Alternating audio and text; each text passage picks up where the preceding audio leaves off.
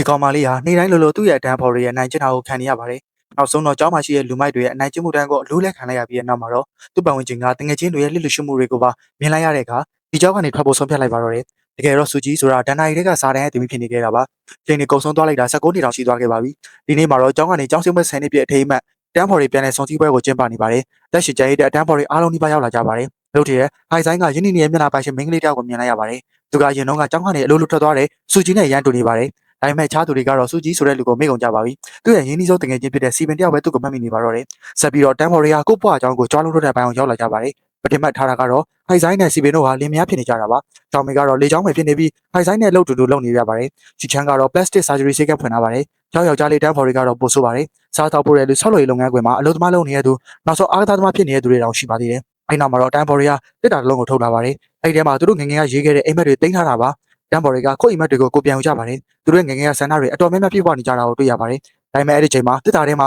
တရုတ်လိုဖုန်းတစ်လုံးပဲကျန်နေခဲ့ပြီးဘယ်သူမှမသိကြပါဘူး။လူတွေကဒါသူတို့ဖုန်းမဟုတ်ဘူးလို့ညင်ကြပါတယ်။ရုတ်တရက်တန်းဖော်တယောက်ဟာဒီဖုန်းကဘယ်သူ့ဟာလဲဆိုတာကိုသတိရသွားပါတယ်။စူကြီးရဲ့ဖုန်းဖြစ်ဖို့များပါတယ်။ဘာလို့လဲဆိုတော့သူကအရင်တုန်းကဖုန်းကိုမြဲကင်ထားတယ်လို့ပါ။နောက်ဆုံးတော့သူတို့တွေနေ့တိုင်းနိုင်ကျင်လို့ကြောင်းအောင်ပြီးပဲထွက်သွားခဲ့ရတာလေ။တချင်းဆိုလိုပဲလူတွေအားလုံးအတိတ်ကိုပြန်တွေးပြီးသွားကြပါတယ်။သူကြီးကနေ့တိုင်းလိုလိုတယောက်တည်းစကားတွေပြောနေတတ်တယ်လို့ပြောကြပါတယ်။ဒါပေမဲ့ချစ်သူများနေမှာသူစီကိုနေ့စီပဲ999ပဲရောက်လာတဲ့အခါသူကအဲ့ဒီဘန်တွေကိုအပေါ်ကနေပြချလိုက်ပါတယ်။အဲ့ဒီကစားပြီးသူကဖုန်းနဲ့ပဲမျက်နှာစကားပြောနေတော့တာပါ။စီပင်ကသူအိမ်သာသွားတဲ့အချိန်မှာဖုန်းကိုခိုးစစ်ကြည့်လိုက်တဲ့အခါသူကလီနာရင်းနေတဲ့တရားရောက်တဲ့စကားပြောနေတာကိုတွေ့လိုက်ရပါတယ်။ဒီတင်းကကြောင်းကြောင်းလို့ပြတ်နေသွားပြီးသူကြီးကိုယူနေတဲ့သူလို့တမက်ကနေ့တိုင်းနိုင်ကျင်ကြပါတော့တယ်။အခုချိန်မှာတော့လူတွေအားလုံးစိတ်ရှုပ်နေကြပါတယ်။သူကကြောင်းမှမရှိတော့တာကြပြီလေ။ဘာလို့သူ့ပစ္စည်းတွေကတစ်တာထဲမှာရှိနေရတာလဲ။ရုတ်တရက်လူတွေကဖုန်းတွေကအကြောင်းမဲ့မိလာပါတယ်။ဘာမှမလုပ်လိုက်ရသေးခင်မှာပဲစူကြီးကအေယာမမျက်နှာပြင်ကြီးပေါ်မှာပေါ်လာပါတယ်။ကြောက်လန့်နေတဲ့လူတွေဟာအရင်ကသူ့ကိုနိုင်ကျစ်ခဲ့မှုတွေအတွက်တော်လှုပ်နေကြပါတယ်။ရုတ်တရက်အတန်းပေါ်တယောက်ဟာအချင်းတွေကိုထိမ့်ဖို့ထွက်လာပြီပဲ။စူကြီးကသူ့ရဲ့လူဝဲချက်ကိုချက်ချင်းဖော်ထုတ်လိုက်ပါတယ်။သူကကြောင်းသူလေးတွေကိုဓာတ်ပုံရိုက်ပေးနေသူတို့ကမပွဲမရလုပ်နေတာပါ။တန်းပေါ်တွေအောင်းနေကြတော့မှပဲအားစားသမားကလည်းပြုတ်ဆိုးပါတယ်။ပြန်မွေးတိုင်းမှာအနိုင်ရဖို့အတွက်ဆေးဝါးတွေတုံးထားတာပါ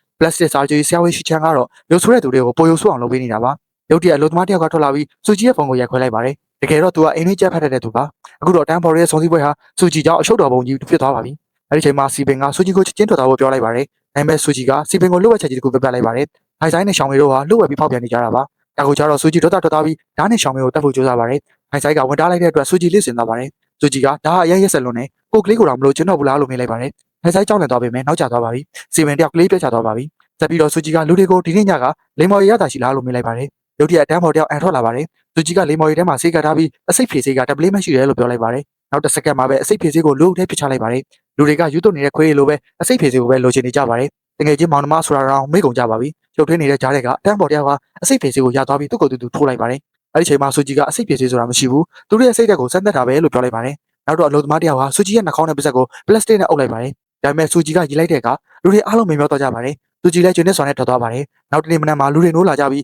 းမနေ့ညကအရက်မှုလို့ပဲလို့ထင်နေကြပါတယ်။ဒါပေမဲ့တစ်တာဘုတ်ကဆေးတိုးအက်ကိုမြင်လိုက်တဲ့အခါမှာဒါဟာအိမ်မက်မဟုတ်ဘူးဆိုတာသိလိုက်ကြပါတယ်။နောက်တစ်စက္ကန့်မှာပဲစူကြီးကမျက်နှာပြင်ပေါ်မှာထပ်ပေါ်လာပြီးလူတွေအားလုံးကြောက်လန့်ပြီးထွက်ပြေးကြပါတော့တယ်